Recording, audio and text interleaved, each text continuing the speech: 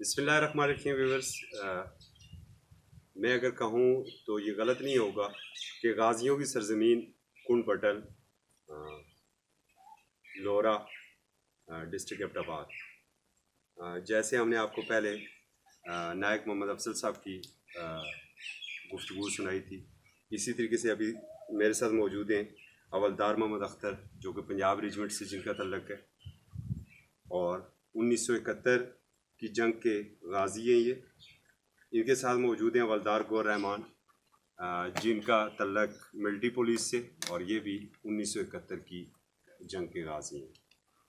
1971 کی ایک جنگ ایسی تھی کہ مکار دشمن کے ساتھ ساتھ ہمیں اپنے اندر کے دشمنوں سے بھی لڑنا تھا، اور بلا شبہ اس کے اندر ایم پی کا رول بڑا اہم تھا.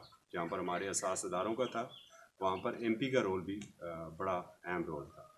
پوچھتے ہیں ان سے کہ 71 کے وہ واقعات کیا تھے، کس جگہ پر انہوں نے اپنے فرائض انجام دیے اور کیسی صورتحال کا انہیں سامنا تھا. السلام علیکم جناب. وعلیکم السلام سر خیریت جی؟ ٹھیک ہو؟ اللہ پاک اللہ کا شکر اللہ کا. پاک آرمی آپ نے کب جوائن کی تھی؟ پاک آرمی میں نے سن 1971 میں ہی جوائن کی. اچھا 71 میں ہی جوائن کی، تو مطلب اس کے بعد تو فوری جنگ شروع ہو گئی تھی. 3 مہینے 2 مہینے ٹریننگ ہوئی، اس کے بعد ہمیں پشاور بھیج دیا گیا. اچھا وہاں سے میری پوسٹنگ جو ہے وہ اٹک پل پر ہو گئی. ٹھیک ہے. اس میں جو اس وقت اٹک پل کی کیا پوزیشن تھی؟ کیونکہ غالباً ذرائع آمد و رفت کے لیے پنجاب اور کے پی کا صرف ایک ہی وہ اٹک پل ہی تھا. اس وقت تو سن 1971 میں جو اٹک پل کے اوپر جو انگریز کے دور کا برج بنا ہوا ہے، اوپر سے ریلوے لائن گزری تھی اور نیچے سے جو ہے نا ٹریفک گزری.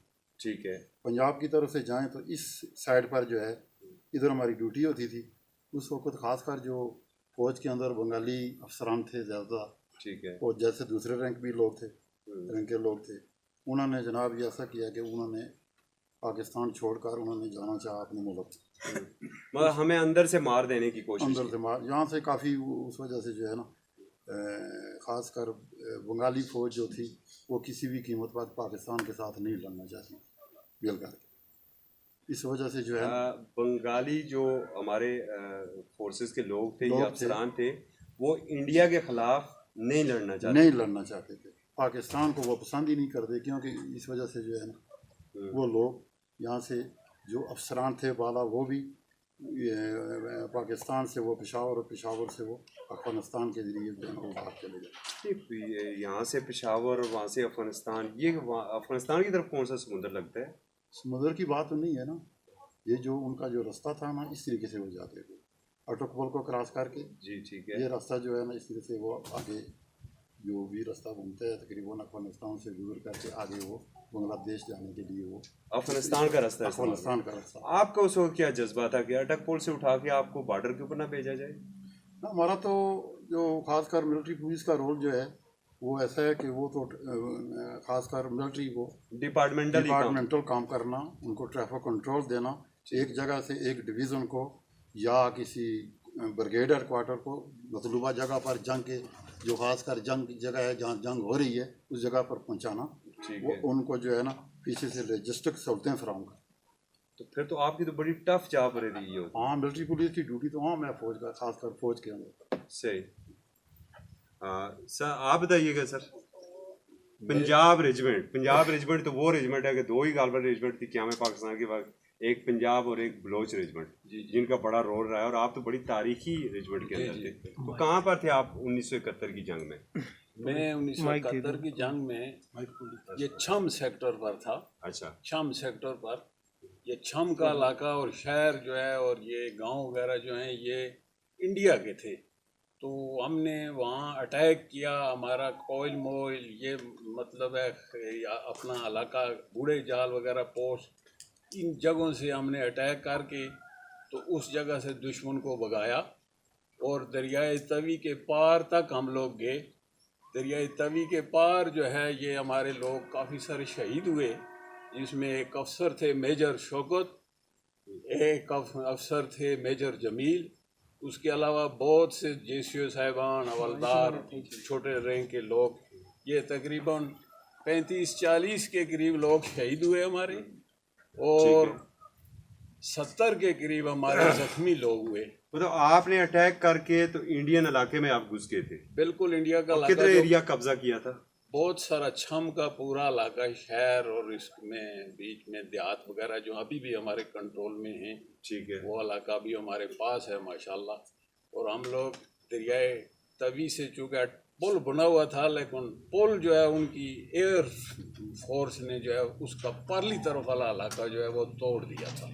मतलब जब अटैक हुआ पाकिस्तानी तो हम- फोर्सेस हाँ, का जी जी, वहां पर, तो इंडिया ने वो जो डिफेंस पर्पस के लिए उनका पुल पुल था वो उसे उड़ा पुल दिया। तोड़ दिया। तो हम दरिया से पार गए और पार उनका इलाका है बिल्कुल छम के सामने, शहर के सामने पल्ला वाला। ठीक है। पल्ला वाला से हम लोग विड्रा होकर, इस दौरान हमारे जर्नैल जो थे ये इफ्तिखार हुसैन जंजुआ, वो जख्मी हो गए।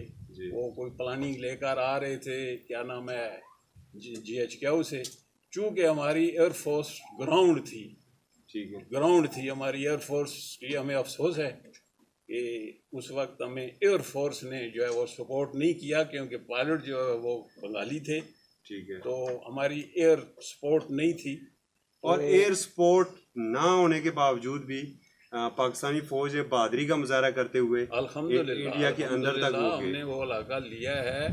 और वो इंडियन वहाँ तकरीबन हिंदू रेजिमेंट्स थी ज़्यादा, ठीक वो है। इस तरह भागते थे, इस तरह चले जाते थे, भागते थे। छावनी छोड़ दी उन्होंने और इलाका छोड़ दिया। आप यकीन करें कि हमारा जज्बा ही था।